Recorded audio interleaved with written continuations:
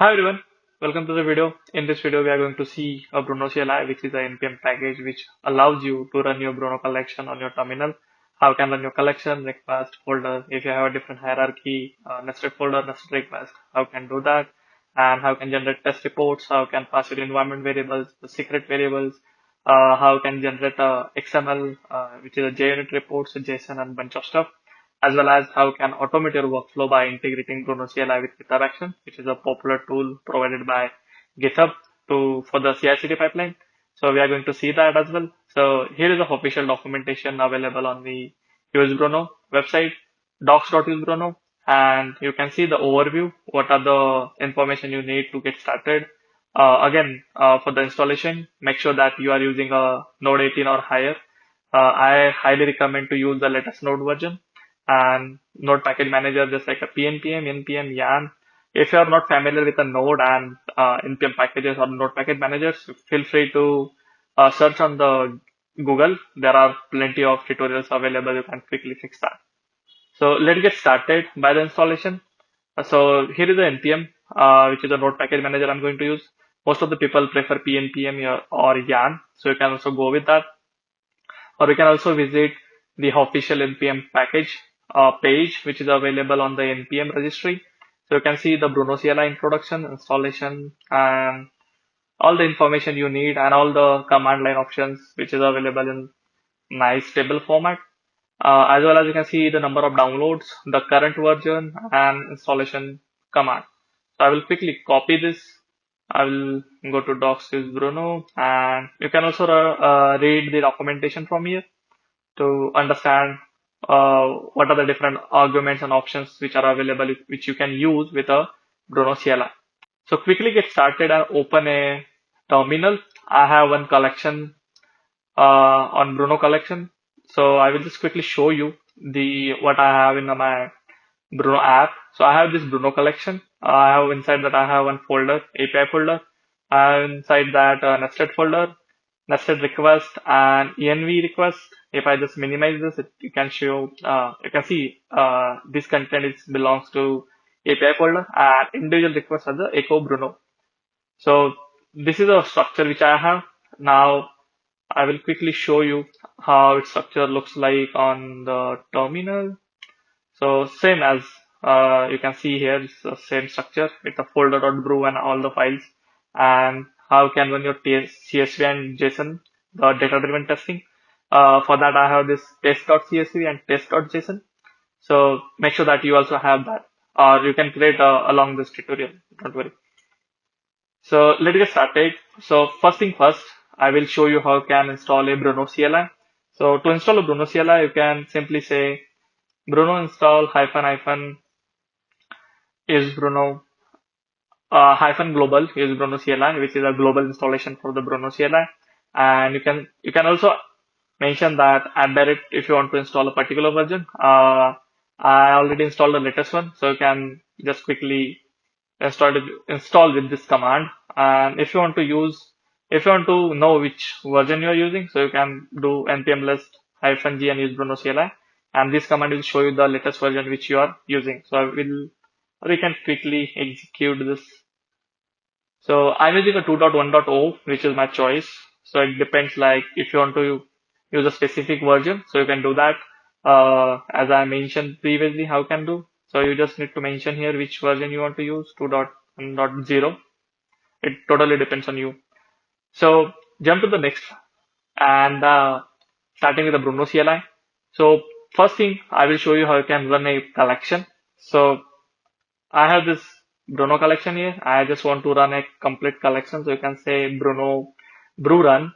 It will run a complete collection. As you can see, I have API folder. Inside that I have nested request, nested folder, nested request, API folder, env request, and echo Bruno request. It's showing me 200 HTTP status code, which is okay. And this is the time duration which you call server and server send you a response. So what is the duration? What is the time of that? It's calculate, and you can see the whole information here. Apart from that, let's see how you can run a folder. So I have this brew run, and I have this API folder. I want to run just API folder. not a whole collection. So you can simply mention a folder name and brew run, it will execute the only that folder. So as you can see in API folder, I just have this request and it will executing only the env request from there. Right now, understand you have a nested folder, just like a hierarchy I have here. API folder inside that I have a nested folder and I have a nested folder request. So you just want to execute that particular request, not a whole collection. So you can simply say brew run the API folder. Inside that you have a nested folder. So I will quickly nested folder and nested folder request.brew, and you can simply execute that by just mentioning the folder name and the nested hierarchy. So this is how you can run a collection, run a folder, how you can run a single request. So just brew run and the request name. In my condition, in my scenario, I have echo Bruno request. I can simply just say echo bruno.brew. These are the environments which we are going to use in this upcoming time. I will just show you how you can do that as well. So this is how you can use a brew run echo bruno.brew, which is a single request from here. So let's get quickly wrap everything. And in this section, we'll learn how can run a request, folder, collection, nested hierarchy. And right now, we will learn how you can use environment variables which you have or the environments which I have set up here. So quickly, I have this environment called prod and I have some values set up there. So as you can see, I have this base URL, or I can just quickly show you what I have in my folder level. So if I go here and if I click on this, so you can say I have the base URL, which is http://api/github.com, which is making a call to GitHub and accessing the use Bruno repo information, just requesting that folder. So it should be a GET request, not POST, because we are not sending anything inside a body, and simply just execute that. So you can simply execute this thing, and we need a one environment called prod here. But how you can do the same thing? Because if you not select a prod and if you are using a, I will say no environment, and as you can see, the base URL variable turn into red color, which means you are not using a particular environment here. And if you execute this request, it will show you not found base URL, means you are not using a actual environment there. And right now, if I select, it will show you the successful execution. So you can pass this prod as an environment on the CLI. So I will quickly show you. So you want to run a collection and you want to run with the environment variable. So you can simply say env and name of your environment. So I have this environment called prod, as I have mentioned previously, and I'm passing it is passing as a argument or name here, you can say, with the --env flag. It will execute my echo Bruno request because I'm using this here. So simply, what will happen if I not pass a prod? Definitely it's going to fail, but it will execute my first two requests and then it will fail.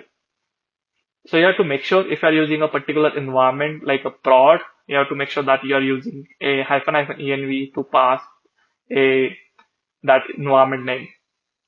So right now, understand that I have a particular secret variable here. I will quickly change the URL to echo Bruno. So you have this .usebruno.com and I have this JSON data selected inside the body, and I will quickly do that name and we'll say name as name, which is coming from my environment here. So I will just set up a one value and we'll do that as a secret variable. So secret variable is just like which is managed internally, so you can't access that in the terminal. You have to manually add that on the terminal with a env var flag because of the security reasons. And I will add here a name called Bruno and just save it. I'm using a prod environment. I will make a post because we are sending a body with a request, and I will quickly show you how you can use that. So I'm sending as a Bruno because as I previously we added a name as a Bruno as in secret variable. So just make sure that you have click on this because it's a secret, it's a API key, or in my scenario it's a basic example, but in organization level or the individual level, maybe you can add a secret variable to a API key, to a particular password or secret. So for that, you have to make sure that you are clicking on this, you are enabling the checkbox to make it a secret variable. So I will simply show you. I want to run a collection. I have env prod, and I have this env var called name, and right now it will execute my whole thing. In name it will value presented hyphen env var overrideable environment variable not correct use name equal to value presented. Okay, so we have a one value called name in other request. I think, yeah, we are using it here, so that's the issue. To make sure that I'm passing a correct value, here is a value is Bruno, and right now it will execute. So while running a env var, so I have to make sure that you're not using a similar value name. Just like I'm doing a mistake here where I'm using a name value and I'm using a name here as well. So you have to make sure that both values are different, or it will just create a conflict and give the error. So in a prod, if you go, I have this different. So in my request, as I mentioned, it's a simple value, but make sure if you're using API key or something, which is a private and highly authorized key elements for your API workflow. So make sure you are doing enabling the secret column or the checkbox. So after that, passing a env variable, passing the environment.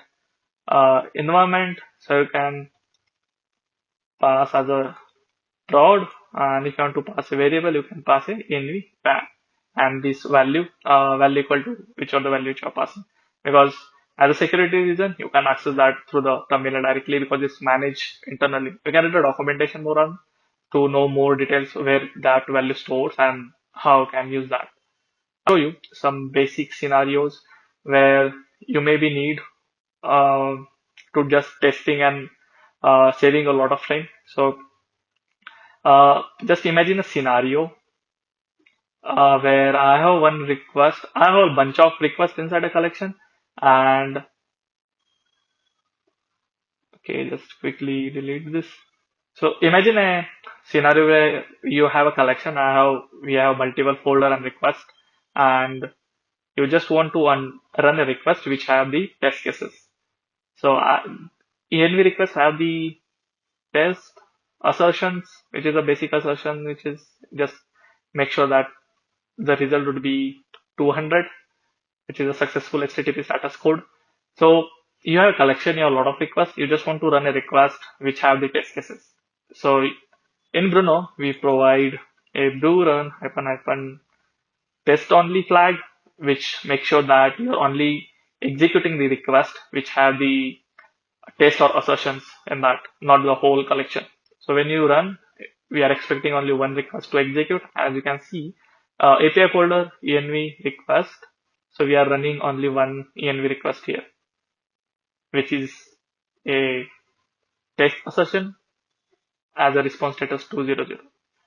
And just imagine again, you have a lot of collection, and if a particular collection failed or a particular request failed, you want to stop the whole execution. You don't want to execute the whole thing. How can manage that? To do so, we have to just do some mal activity here. We just make sure this request is show you 404, and it will stop the execution. So right now it will stop the execution, and once you do that, just run and say hyphen bail, which means if your particular request is failing, it will stop the whole execution for your collection, not execute the next request. So So it stops. But actually in this scenario, we should do on any other request because this is the last request. So if I go here and if I just say, I'm just trying to mess here, it's showing a 404. Yeah, this will work. So if I go to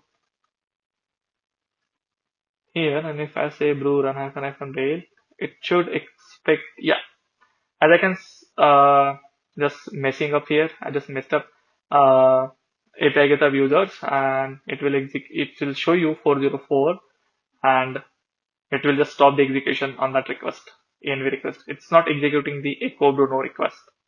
But normally if you do just like a brew run, so it will show you that that particular request is failed and your first request is execution successful. Your third request execution is successful, but in your third request, you have the failure. So if you just want to stop when your particular request is failed, so you can simply brew run hyphen bail and it will just ping you that your collection, you have one request instead that particular thing is failing, showing 404, and it will stop the execution for all request. So this is about the test only and bail, which is useful flag, I will say, in your API workflow when you want to work on multiple test cases inside a collection and you want to run a test case for the particular request, just like a hyphen test only. It will execute only the request which have the test assertion in that, and hyphen bail stop the execution of failure of the request and will not execute the next request inside the collection. So we are done with that. Right now we will see how we can start with the generating test reports. So in Bruno, we have a different report generator, just like HTML, JSON and JUnit. I will simply show you. I run the whole collection and okay, we have to just go and do users to make sure that everything is correct. Okay. So right now, if I run my collection, it will execute whole collection successfully. And I want to generate a test report. I want to know what is the response body, what is the request body, what is the status code, what is the request failure or the assertion states, what are the timings. So if you do so, you can, if you have a bunch of collection, imagine, so you can't just go on the CLI and see each request for the what details. You need a basic file just like a HTML JSON data to just figure out, understand, and you can use that data to lot of metrics just like a performance testing and a lot of stuff. So you can generate the test reports. So in Bruno, we have different reporters just like hyphen reporter junit report.xml.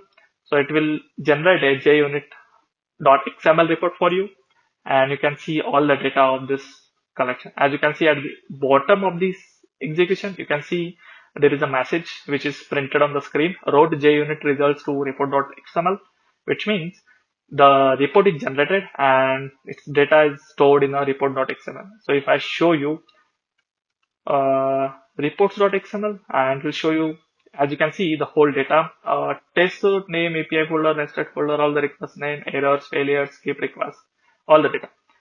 And we'll generate a same thing for the JSON. How you can generate a JSON reports. So you can say brew run hyphen reporter and not a JUnit. You can say reporter JSON and result.json and it will show you a JSON file. It will create a JSON file. Same message printed here. .json result to JSON to result.json. So simply just open a result.json. You can see the content here. I'll just quickly show you for a single request. Iteration index and those things, you're not running a CSV data, so you don't need that. So here is the file name, API folder, nested folder, request.brew. The request information, method, get, URL. We are not passing a header because it's a GET request. And default is a JSON data. Response status code 200, status text is okay, headers and all the values. So as you can see in the JSON, you are getting all the data for your response body, request body. You can use this data to your performance testing, calculating different matrices like uh, expecting execution of the request, and actually it's taking the actual timing which taken by the request. So you can match both scenarios and you can increase your API execution timings, and bunch of stuff you can do that. So this is a JSON report. How you can generate a HTML report.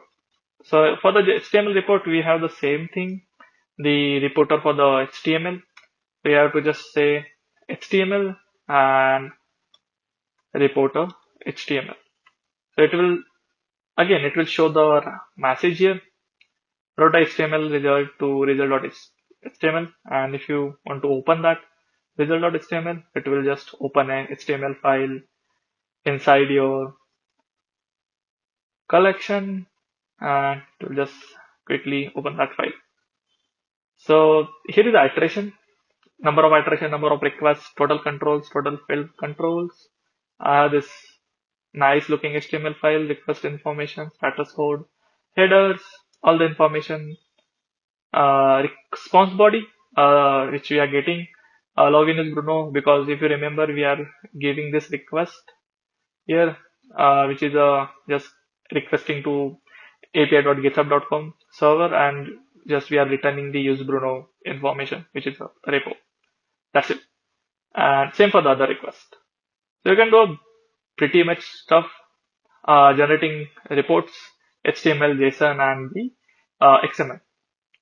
So right now we'll see how you can do data-driven testing inside of Bruno. So you have a scenario where you have a lot of data inside your CSV or JSON file. Currently, Bruno supports CSV and JSON file for the data-driven testing, which is standard formats for every API testing tool. So you have a lot of data inside your CSV and JSON. You want to test that data inside of Bruno. So you can't add every individual value just like this and test a single value. What is the response I'm getting here and that stuff. So what you can do is, so you can simply just pass CSV or JSON file, just like I will quickly show you how you can do that. So I have these values inside a nested request body. Okay, we don't need this here actually. We can just execute and make sure this is running correctly. And here the post, and we are just pass the value here, and name and not a name and role. Name and role. So for the CSV and JSON, I will just give the basic scenario. So I have this request. I want to test name and role, which is coming from my CSV or JSON file. I have thousands of values there just for the scenario, and I want to test the name and role multiple iteration time with the different values, just like a name Ganesh, a role would be a DevRel engineer, and bunch of stuff. Same for the other data. So I will insert a name like a Ganesh and role for the DevRel engineer. Again, I have some other person who is a software developer, so I will say XYZ, a software developer, XYZ as a founder, XYZ as a COO. So I want to test data, multiple data here. So I can mention like every time I can give name here on the terminal. So you can say CSV or JSON file, and this data is coming from your CSV file, and how you can pass that on terminal. I will quickly show you. So first thing, I will just show you the content I have in the test.csv and test.json. Name and role. So I will just say test.csv. In my test.csv, I have ID, name, role, and I'm just passing these two values, name and role. From there, I will just try to name it same. You don't need to name it same. You can name anything which you want. I just want to show you the example. That's why I'm just keeping the naming convention easy for me for the explanation. But you can name it anything. So I have this name and ID, and I will just quickly show you how you can do that. So brew run hyphen CSV file path and test.csv. So this is the flag hyphen CSV file path and test.csv, and the CSV file path flag and the file name. So what it will do, it will take the values from here and it will execute this brew run whole folder, whole collection, and that particular request with a multiple iteration with the multiple values which are coming from this test.csv. So I have 5 values. So expected scenario is that my collection will execute 5 times because it's a 5 iteration, and it will execute the test the all the values for the name and role. So just execute this iteration 1. It will execute the this echo Bruno. For this value, it's executed the that 2 values. Again, it just iteration 2. For the echo Bruno, again iteration 3, 4, 5. So it's executed successfully, and we will receive all the data. So you can generate test reports from this as well, to just make sure that your iteration are equivalent to your CSV data and you pass all the values. So it just successfully tested data for the content. So my terminal, and same for the JSON. So right now I have showed you like how can do that with the JSON data, the CSV data, and right now I will show you how can do that with the JSON data. So I will just show you the JSON data test.csv. I want JSON here, and I have just 2 values here. So expected output would be the iteration will execute twice the whole collection for that particular request, and it will execute or it will test this 2 values, name and role. So I will just quickly just clear everything. Brew run hyphen JSON file path and test.json, and it will execute the 2 iteration. As I already showed you, I have 2 values inside my JSON file, and it will just execute the stuff. So this is how you can do that, and you can do the same thing for the app. This is already available in the documentation. Just for your idea, I just want to show you how I can do that. So if I go to my desktop, I have this Bruno collection here, and I just pass the test.csv. I'll just simply run the collection, and it will just execute the whole thing, just to give you idea how it actually works. So response.status, I have this echo Bruno. I'm just first iteration, it tested for the John Devrel. If I go to second request, it will test it for the Mark, which is SD, and for the third request, executing for the Smith SD. For the fourth, okay, but we pass the echo Bruno and tested for the Rob, and which is the CEO, and Alex for SD. So this is how you can test a different scenario. As I can just, if I can able to do the reset values, okay, select, and I have this test.csv. If I can show you the content, so as I showed you on the CSV as well, on the terminal, the CSV data, here is the John Mark, and it will just testing this first column, testing the second, and testing the fourth, third, fourth, fifth for the each iteration, and each value for coming from the each column, name and role, which we pass as a name role here. You can name it anything as I mentioned previously, but I'm using this for simply explanation stuff. So once you do that and you are done with that, so next thing, how can integrate that with the CI/CD pipeline with the GitHub action.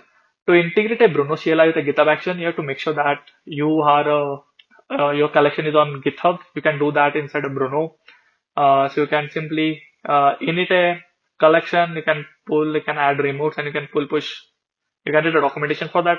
You can do the same thing from the CLI. You can say git init as normally we do for the all softwares to pushing our code to GitHub. So I already pushed my Bruno collection on GitHub. As you can see, it's the main branch, and I have this collection here, which is on my GitHub account, and I name it as a Git action. You can name it anything. I have these actions here, and here is my code. So you have to make sure that your collection is on GitHub, and how you can do automation. I will just quickly show you. I'm going to show you the basic example to give you idea, but you can customize your scripts and integrate your CI/CD pipeline with a bunch of stuff with Circle CI, Jenkins, and GitHub Action. So for that, you have to make sure that you have that particular folder. .github. Inside that I have workflows and demo YAML. This is a standard way to automate your GitHub Actions CI/CD, which is available on the GitHub Actions documentation. You can read the official documentation from there.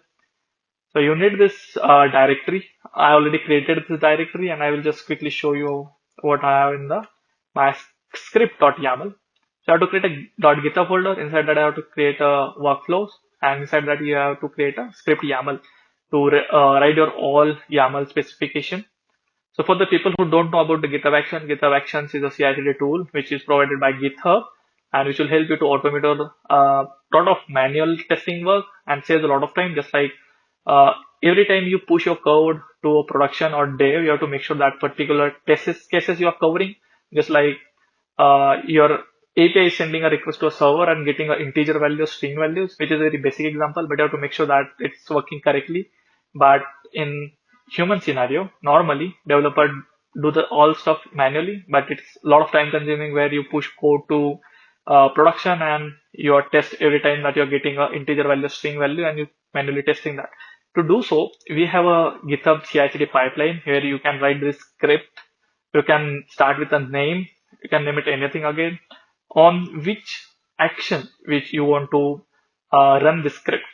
So I want to run this script on the push on the branch main and pull request. So whenever I will push code on my main branch or whenever I create a pull request on my main branch or anyone, so these jobs will be executed automatically.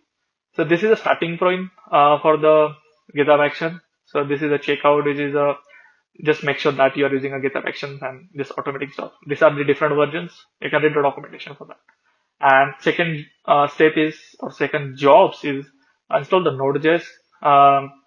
Is as I mentioned, highly recommend to use Bruno 18 or higher, or I highly recommend to use the latest one. But minimum requirement is that if you're working with Bruno CLI, make sure that you're using a Bruno 18. So we are installing a Node version 18, and again, you need a Bruno CLI to run that thing in your CI/CD pipeline. So install a Bruno CLI with a command which we already use, npm install -g use Bruno CLI. At the end, you can just say brew run -env prod, because if you remember that I have this one prod and I'm using this in this particular URL. Currently, I'm not, but I have to make sure that whenever I switch, it don't create any conflicts.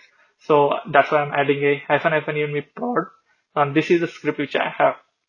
So right now I will just check what are the different. I have a lot of things to add in the staging area, so I will just simply add a git add, just git CI, and I will just name it as a CLI tutorial,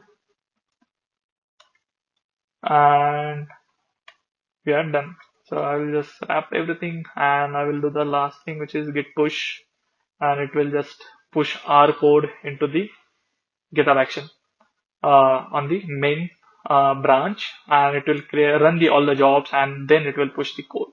So if I go to my action tab right now, and it will running a CLI tutorial. You can also see if I refresh my page, it automatically be there. Yeah, it's automatically there. CLI tutorial, which is my recent commit, which you push from the CLI. And in the action, if you go, it will executing the stuff on your CI/CD pipeline. You can also click on that and just check what are the things which is running.